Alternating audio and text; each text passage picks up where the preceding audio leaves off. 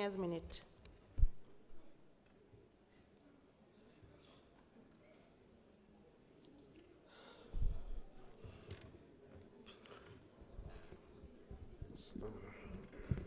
Madame la Présidente, Monsieur le ministre de la Microfinance, de l'économie sociale et solidaire, Mesdames et Messieurs, honorables députés, ministère de la Microfinance, de l'économie sociale et solidaire, ministère bu ñu war a yokk budget la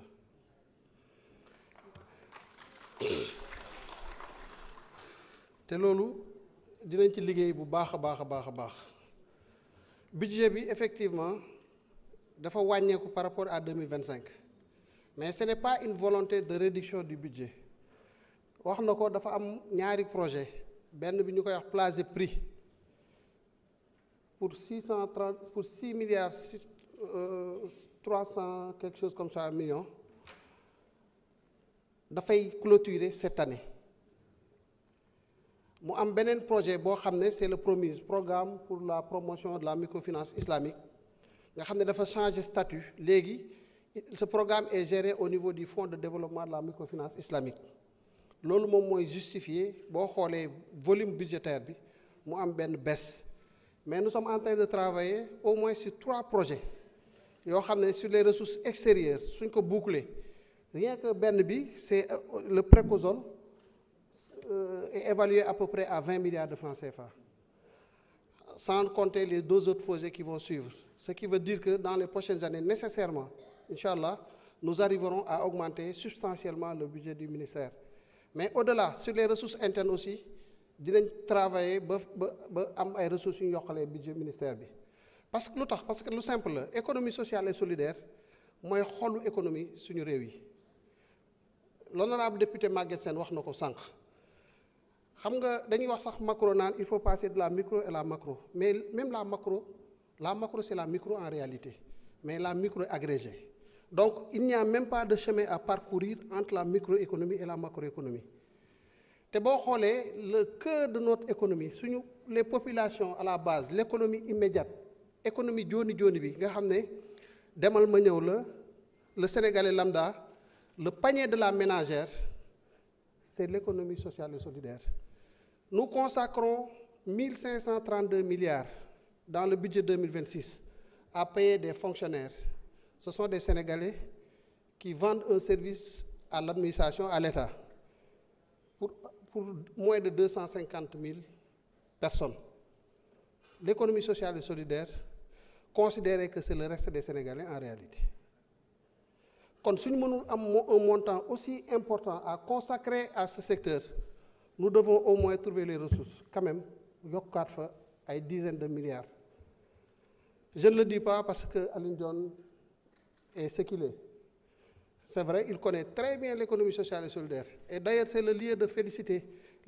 nos autorités, le Premier ministre et le Président de la République. Parce que boo xoolaatee tànnin bi ci attelage gouvernemental da ngay gis ne vraiment quand même c'est des gens yoo xam ne xam nañ seen secteur. Moi, je suis économiste pur et dur. C'est un secteur, en 2005, j'étais le représentant, le coordonnateur de la jeunesse ci événement bi ñu organisé fii au Sénégal sur l'économie sociale et solidaire defoon ko BCEAO donc xam naa tuuti ci secteur boobu mais lui c'est une identité remarquable dans le secteur te bu ñu fa defee dara am nañ yaakaar wane na ko léegi ci exposé am que ne xam na moom aussi fan la war a jëmale ressources yooyu moo tax dañ fa gën a góorgóorlu mu am benn problématique boo xam ne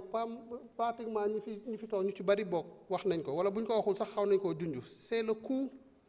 élevé du financement dans le secteur de la microfinance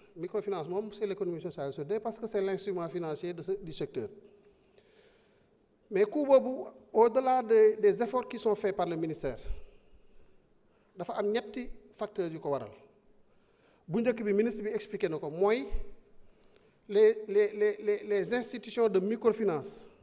banques yi ñoo leen di jaay xaalis bi ñuy leblewaat da ngay imaginer nag li nga jënd ala kulli xaalin ki la ko jaay xanaa ngay jaay à perte te yaakaar ma ne kenn dina jaay à perte banque bi bu la jaayee ça signifie que yow lim la jaay di nga ci teg dara moo tax la solution bi ñu envisagé et ça c'est aussi mon rôle en tant que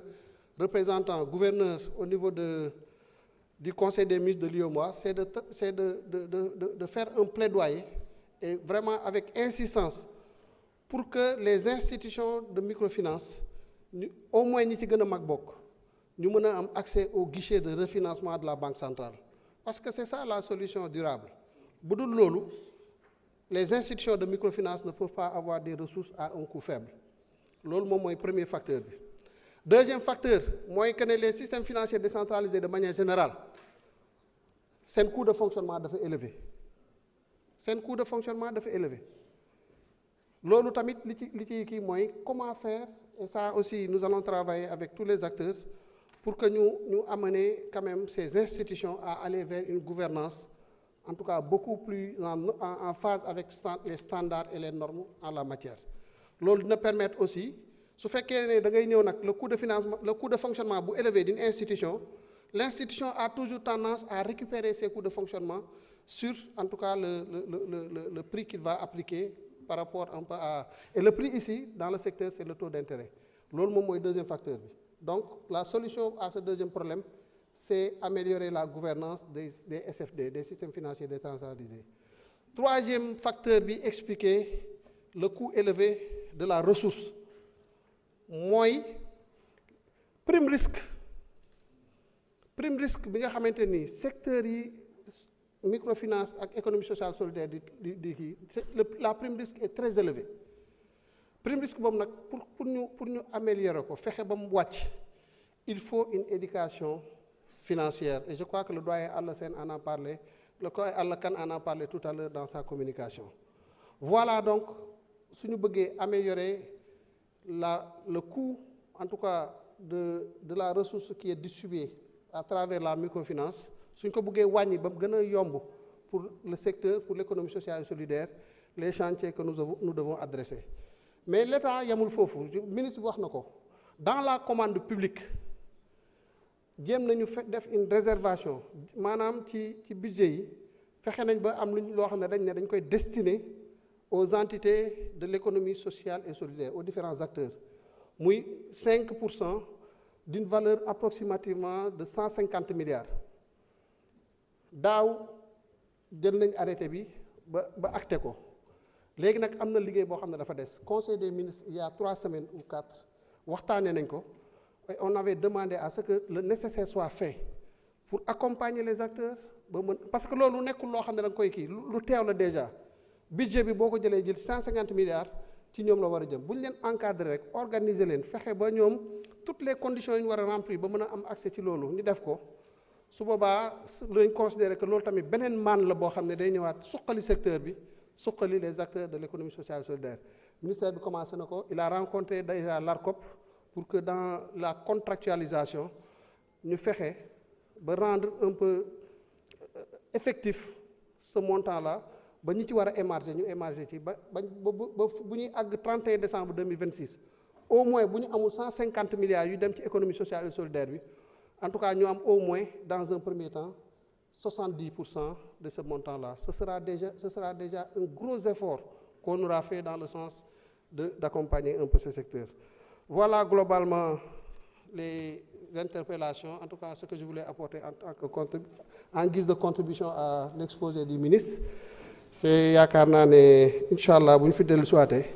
di ngeen gis ne engagement yooyu ñu jël accompagner ministère bi dinañ ko acté. Je vous remercie de votre attention. Je vous remercie.